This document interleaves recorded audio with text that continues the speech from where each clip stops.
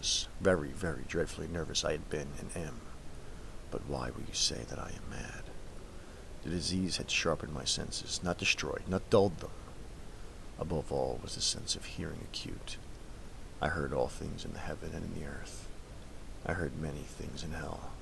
How then am I mad? Hearken, and observe how healthily and how calmly I can tell you the whole story. It is impossible to say how first the idea entered my brain, but once conceived, it haunted me day and night. Object there was none. Passion there was none. I loved the old man. He had never wronged me. He had never given me insult. For his gold I had no desire. I think it was his eye. Yes, it was this. He had the eye of a vulture, a pale blue eye with a film over it. Whenever it fell upon me, my blood ran cold, and so by degrees, very gradually, I made up my mind to take the life of the old man, and thus rid myself of the eye forever. Now this is the point. You fancy me mad. Madmen know nothing, but you should have seen me. You should have seen how wisely I proceeded, with what caution, with what foresight, with what dissimulation I went to work. I was never kinder to the old man than during that whole week before I killed him. And every night, about midnight, I turned the latch of his door and opened it, oh, so gently. And then, when I had made an opening sufficient for my head, I put in a dark lantern, all closed, that no light shone out, and then I thrust in my head. Oh, you would have laughed to see how cunningly I thrust it in. I moved it slowly, very, very slowly, so that I might not disturb the old man's sleep. It took me an hour to place my whole head within the opening so far that I could see him as he lay upon his bed. Ha! Would a madman have been so wise as this? And then, when my head was well in the room, I undid the lantern cautiously. Oh, so cautiously. Cautiously, for the hinges creaked. I undid it just so much that a single, thin ray fell upon the vulture eye. And this I did for 7 long nights. Every night just at midnight. But I found the eye always closed, and so it was impossible to do the work.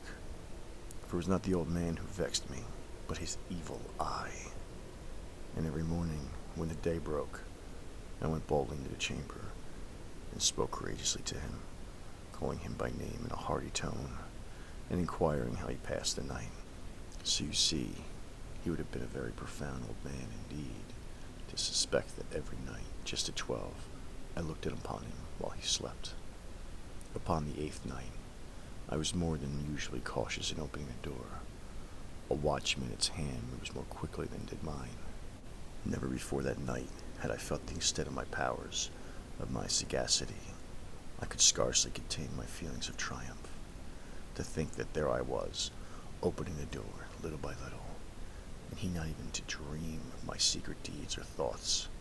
I fairly chuckled at the idea, and perhaps he heard me, for he moved on the bed suddenly, as if startled. Now you may think that I drew back, but no. His room was as black as pitch with the thick darkness, for the shutters were closed, fastened, through fear of robbers. And so I knew that he could not see the opening of the door, and I kept pushing on it steadily. I had my head in, and was about to open the lantern, when my thumb slipped upon the tin fastening, and the old man sprang up in bed, crying out, "Who's there?" I kept quite still, and said nothing. For a whole hour I did not move a muscle, and in the meantime I did not hear him lie down. He was still sitting up in bed, listening, just as I have done, night after night, hearkening to the death watches in the wall. Presently I heard a slight groan, and I knew it was the groan of mortal terror. It was not a groan of pain or of grief. Oh, no. It was a low, stifled sound that arises from the bottom of the soul when overcharged with awe. I knew the sound well. Many a night, just at midnight, when all the world slept, it has welled up from my own bosom, deepening with its dreadful echo the terrors that distracted me. I say I knew it well. I knew what the old man felt and pitied him, although I chuckled at heart. I knew that he had been lying awake ever since that first slight noise, when he turned into bed. His fear had been ever since growing upon him. He had been trying to fancy him causeless, but could not. He had been saying to himself, "It is nothing but the wind in the chimney. It is only a mouse crossing the floor." Or, "It is merely a cricket which he had made a single chirp." Yes, he had been trying to comfort himself with these suppositions, but he had found all in vain. All in vain, because death, in approaching him, had stalked with his black shadow before him, and enveloped the victim, and it was the mournful influence of the unperceived shadow that caused him to feel, although he neither saw nor heard, to feel the very presence of my head within the room. When I had waited a long time, very patiently, without hearing him lie down, I resolved to open a very, very little crevice in the lantern. So I opened it. You cannot imagine how stealthily, until at length a single dim ray, like the thread of the spider, shot from out the crevice and fell full upon the vulture eye. It was open, wide, wide open, and I grew furious as I gazed upon it. I saw it with perfect distinctness, all a dull blue, with a hideous veil over it that chilled the very marrow in my bones. But I could see nothing else of the old man's face or person, for I directed the ray, as if by instinct, precisely upon the damned spot. And have I not told you that what you mistake for madness is but over-acuteness of the sense? Now I say, there came to my ears a low, dull, quick sound, such as a watch makes when enveloped in cotton. I knew that sound well, too. It was the beating of the old man's heart. It increased my fury, as the beating of a drum stimulates the soldier into courage. But even yet I refrained and kept still. I scarcely breathed. I held the lantern motionless. I tried how steadily I could maintain the ray upon the eye. Meantime, the hellish tattoo of the heart increased. It grew quicker and quicker and louder every instant. The old man's terror must have been extreme. It grew louder, I say louder every moment. Do you mark me well? I have told you that I am nervous. So I am. And now at the dead hour of the night, amid the dreadful silence of that old house, so strange a noise as this excited me to uncontrollable terror. Yet for some minutes longer I refrained and stood still. But the beating grew louder. I thought the heart must burst. But now a new anxiety seized me. The sound would be heard by a neighborhood. The old man's hour had come. With a loud yell, I threw open the lantern and leaped into the room. He shrieked once only. In an instant I dragged him to the floor and pulled the heavy bed over him. I then smiled gaily to find the deed so far done. But for many minutes the heart beat on with a muffled sound. This, however, did not vex me. It would not be heard through the wall. At length it ceased. The old man was dead. I removed the bed and examined the corpse. Yes, he was stone dead. I placed my head upon the heart and held it there many minutes. There was no pulsation. He was stone dead. His eye would trouble me no more. If you still think me mad, you will think so no longer when I describe the wise precautions I took for the concealment of the body. The night waned and I worked hastily but in silence. First of all, I dismembered the corpse. I cut off the head and the arms and the legs. I then took up 3 planks from the flooring of the chamber and deposited all between the scantlings. I then replaced the boards so cleverly, so cunningly, that no human eye, not even his, could have detected anything wrong. There was nothing to wash out, no stain of any kind, no blood spot whatsoever.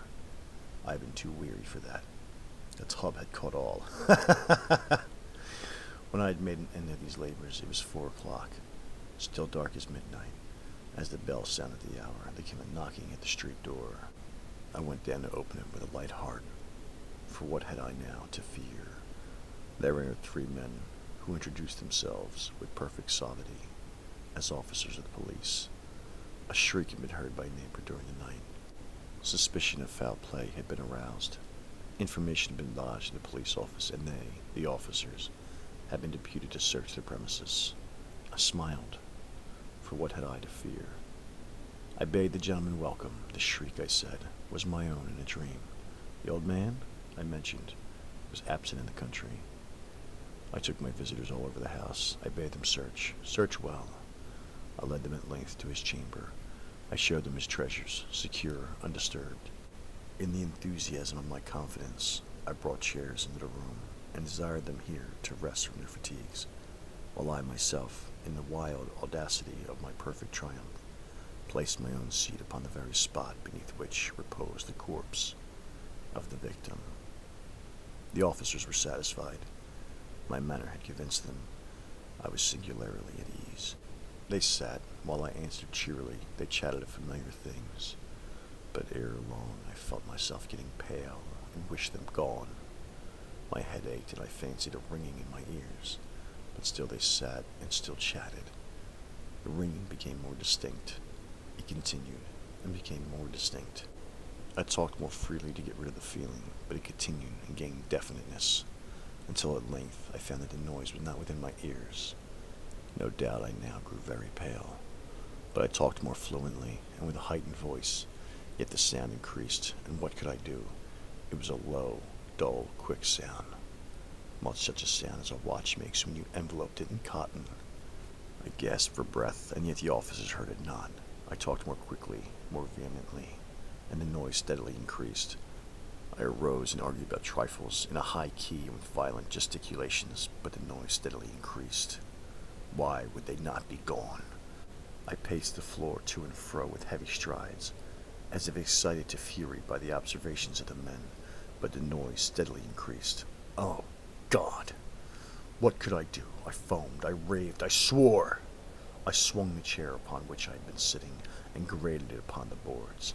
But the noise arose over all and continually increased. It grew louder, louder, louder! And still the men chatted pleasantly and smiled. Was it possible they heard not? Almighty God, no, no!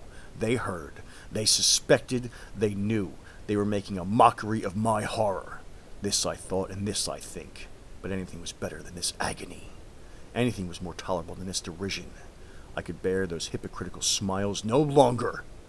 I felt that I must scream or die, and now, again, hark! Louder, louder, louder, louder! Villains, I shrieked, dissemble no more. I admit the deed. Tear up the planks. Here, here! It is the beating of his hideous heart.